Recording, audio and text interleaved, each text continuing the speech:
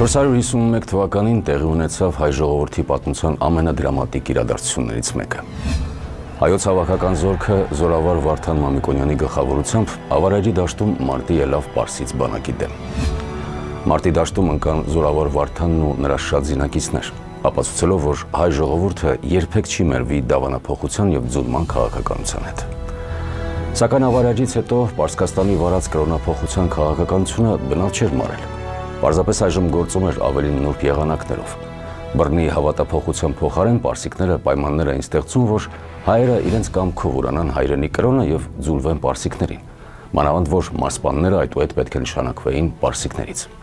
Այսպես 459 թվականին գահ բարձրացած Պերոզ առաջինը պարսկահեպթաղական նոր պատերազմում անհաջողությունների է մատնվում, իսկ նրա որդին գերեվարվում է։ Այդ իրավիճակից օգտվում են Հայաստանն ու Վիրքը։ Արդեն 482 թվականին ապստամբում են նախ աղվանացիները, ապա վրացիները Վախթանգ Գորգասալ թագավորի գլխավորությամբ։ Նույն թվականին ապստամբություն են բարձրացնում նաև հայ նախարարները։ Հայաստանում շուտով կազմավորվում է ապստամբության կողմնակիցների խմբավորումը Սահակ Բագրատունու եւ Վահան Մամիկոնյանի գլխավորությամբ։ Պարսիկ մարզպան Ատրվշնասպը փախչում է Ատրպատական։ Ապստամբուժերը գրավում են Դվին քաղաքը եւ այնտեղ կազմավորում նոր կառավարություն, Սահակ Բագրատունուն վերապահելով Հայաստանի մարզպանի պաշտոնը, իսկ Վահան Մամիկոնյանին հայոց պարապետի։ Նրանց է միանում նաեւ հայոց հայրապետ Հովանես Ա. Մանդակոնին։ Շուրջ 7000-անոց զորք հավաքելով Ատրպատականում Ատրվշնասպը կրկին ներխուժում է Հայաստան։ Ապստամբներին հաջողվում է հավաքել ընդամենը 400 հեծյալ։ Վասակ Մամիկոնյանի գլխավորությամբ նրանք Ակորի գյուղի մոտ մարտի են բռնվում Պարսից զորքի հետ։ Մարտի թեժ պահին հայոց զորքի ձախ թևը Դավաճան Գարջոլ Խորխորոնու գլխավորությամբ լքում է յուրայիններին, միանալով պարսկական զորքին։ Թվում էր փոքրաթիվ հայոց զորքը այդ պատերազմում դատապարտված է ոչնչացման, բայց տեղի է ունենում անսպասելին։ Պարսիկների զորքը լիովին ջախջախվում է։ Ջախջախված ընկան մարզպան Ատրվշնասպը եւ այլ մեծամեծեր, ուրացած հայ նախարարներից ոմանք եւ պարսիկներից շատ ուրիշներ։ Ղազար Փարպեցի պատմություն հայոց։ 483 թվականի գարնանը պարսկական 60,000-անոց զորքը Հեր եւ Զարևանդ գավառների կողմից կրկին ներխուժում են Հայաստան, որին ընդառաջ է շարժվում Վահան Մամիկոնյանը շուրջ 30-35,000-անոց զորքով։ Կարծես պատմությունը կրկնվում էր եւ անխուսափելի էր Ավարայրի ճակատագիրը։ Հայկական բանակը պարսկական բանակին հանդիպում է Ավարայրի ճակատամարտի վայրին մոտ, Արտաս գավառի Ներսեհապատ գյուղի մատույցներում դարձյալ մայիս ամսին։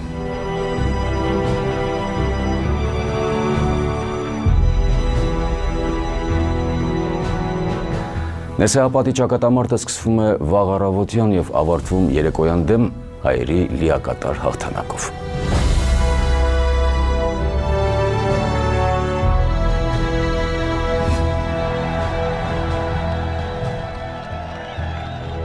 Պարսից զորքերից սպանվածների թիվն ավելի մեծ էր, քան փախչելով փրկվածներինը, քանի որ մեռածների թվի մեջ էին ոչ միայն պատերազմի վայրում ընկածները, այլև շատերը, որոնք վիրավորված էին եւ մեռան այս ու այնտեղ։ Եվ հայոց զորքը բարի անվամբ ու մեծ փառքով, լավ ավարով ու ահռելի արհեստությամբ վերադարձավ բանակատեղ։ Ղազար Փարպեցի պատմություն հայոց։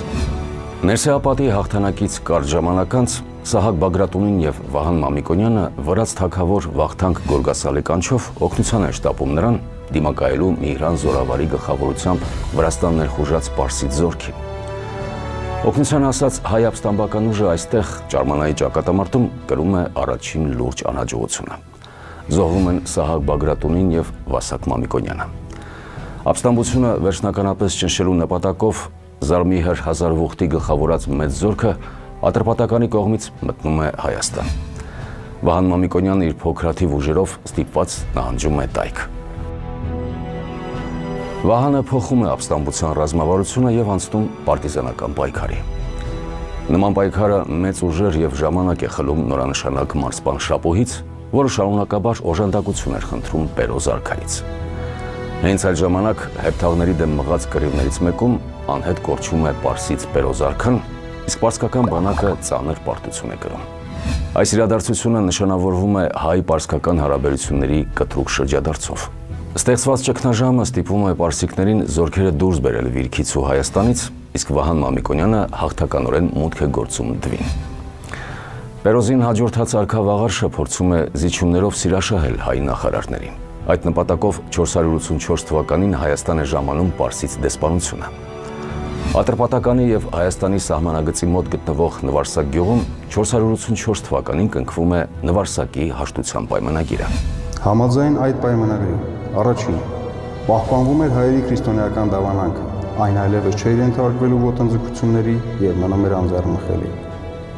Երկրորդ, պահպանվում էր Հայաստանում հաստատված նախարարական կարգը, հարգվում էին ազնվականների իրավունքներն ու արտոնությունները։ Երրորդ, հայ նախարարները ճանաչում էին միայն Պարսից արքայի սուզերեն իշխանությունը։ Այս պայմանները վավերացնելու համար պարսկական կողմը 485 թվականին Դիզբոն է կանչում Վահան Մամիկոնյանին, որին նախ ճանաչում է իբրև Հայաստանի սպարապետ ու տանուտեր, իսկ որոշ ժամանակ անց նաև Հայաստանի մարզպան։ Այսպիսով, համառ մարտերի արդյունքում Հայաստանում վերականգնվում են նախարարների նախկին արտոնությունները եւ ապստամբություններից հետո Հայաստանում հաստատված կարգերը։ Փաստորեն Հայաստանը պահպանում էր քաղաքական ներքին ինքնուրույնությունը եւ տնտեսական ու մշակութային զարգացման հնարավորությունները։